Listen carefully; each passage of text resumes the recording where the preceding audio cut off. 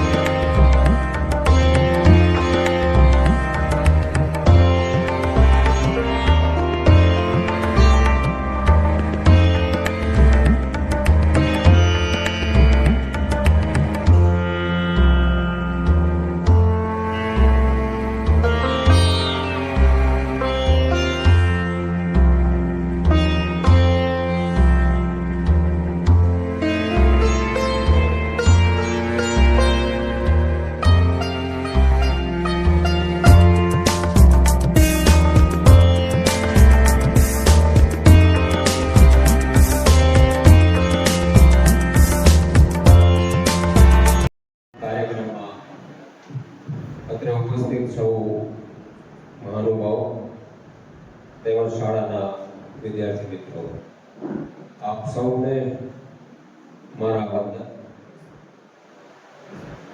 શાળા પ્રવેશોત્સવ તમે બધા ખૂબ નસીબદાર છો કે આ બધા કાર્યક્રમ સરકાર કરી રહી છે। જ્યારે મેં ભણવાની શરૂઆત કરી ત્યારે અમને શાળામાં મૂકવા માટે કોઈ મામલતદાર કે મુખ્યમંત્રી કે કલેક્ટર આવતા નહોતા। આજે સચિવાલયના સૌથી અપર કેડરથી લઈ તે તાલુકામાં રહેલા અધિકારી સુધી તમામ સરકારના તમામ વિભાગે આજથી કામગીરી કરવાની બંધ કરી અને ફક્ત એજ્યુકેશન વિભાગના આ કાર્યક્રમ ઉપર ફોકસ કરેલો છે। મુખ્યમંત્રીથી લઈ તે તાલુકાના મામલતદાર ડીડીઓ સુધી કોઈ આજે તમને ઓફિસ જોવા નહીં મળે। અન્ય તમામ કામ અમે બધાએ સાઈડમાં મૂકી અને શાળા પ્રવેશોત્સવમાં જોડાયા છીએ। તમે એના પરથી અંદાજો લગાવી શકો કે શિક્ષણનું કેટલું મહત્વ છે, સરકાર શિક્ષણને કેટલું ગંભીરતાથી લઈ રહી છે, એ આના ઉપરથી આપણને આઈડિયા આવે છે। હું અમારા વખતમાં કોઈ શાળા પ્રવેશોત્સવ તો નથી થયો, પણ મારો જે પ્રમાણે શાળામાં પ્રવેશ થયો હતો એ ઘટના મને આજે યાદ આવી ગઈ છે તમારા બધાના પ્રવેશોત્સવને જોતા। મને શાળાએ મૂકવા માટે મારા પિતા આવ્યા હતા, ત્યારે આવા કોઈ કાર્યક્રમ નહોતા થતા, એમની આંગળી પકડીને મેં શાળામાં પ્રવેશ કરેલો। પણ જે દિવસે શાળામાં પ્રવેશ કર્યો એ દિવસે ઘરેથી મારા પિતાએ મને એક સંકલ્પ લેવડાવ્યો. એ સંકલ્પ હું તમારી સાથે શેર કરવા માંગુ છું અને મારી અંદરથી એવી ઈચ્છા છે કે આપમાંથી ઘણા બધા એ સંકલ્પ લે. મને મારા પિતાએ જે શબ્દો કીધા હતા, હું 6 વર્ષનો હતો, પણ મને આજે પણ શબ્દશઃ યાદ છે કે આજથી તારું જે શિક્ષણ શરૂ થાય છે ત્યારથી લઈને તું ભવિષ્યમાં જ્યાં સુધી પણ ભણે અને ભણ્યા પછી જે કંઈ પણ કાર્યમાં જોડાય, એમાં તને મળેલું શિક્ષણ એ ફક્ત તારા એકના લાભ માટે કે આપણા પરિવારના લાભ માટે ન હોવું જોઈએ, પણ તને મળેલા શિક્ષણથી આ રાષ્ટ્રનું કાર્ય થવું જોઈએ, સારું રાષ્ટ્રને સમર્પિત થવું જોઈએ તારું શિક્ષણ. એટલે આજની તારીખે પણ